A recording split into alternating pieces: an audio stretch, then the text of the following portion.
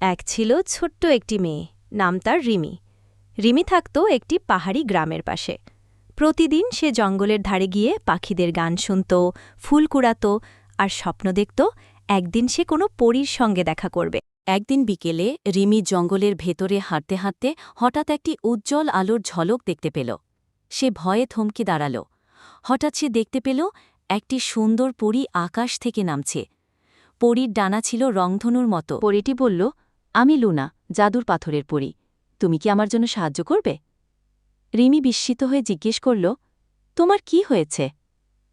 পরী বলল, আমার জাদুর পাথর হারিয়ে গেছে। সেটা ছাড়া আমি আকাশে উঠতে পারি না। ওটা এই জঙ্গলের মধ্যেই কোথাও আছে। রিমি বলল, চলো আমরা একসাথে খুঁজি। তারা দুজনে জঙ্গলের গভীরে গিয়ে খুঁজতে লাগল। অনেক খুঁজাখুঁজির পর একটি গাছের গোড়ায় তারা দেখতে পেল পাথরটি। পাথরটি ছিল সবুজ রঙের, ঝকঝকে আর হাত দিলেই গরম লাগছিল। লুনা খুশিতে বলল, তুমি আমার জীবন বাঁচালে রিমি। এখন আমি তোমাকে একটি ইচ্ছে পূরণের সুযোগ দেব। রিমি ভাবল আর বলল, আমি চাই পৃথিবীতে কেউ কাঁদুক না, সবাই সুখে থাকুক। পরে মৃদু হেসে বলল, তুমি সত্যিই এক দয়ালু মেয়ে। আমি তোমার মনের শক্তিকে আশীর্বাদ করলাম। তুমি সবসময় অন্যদের ভালোবাসা দিতে পারবে।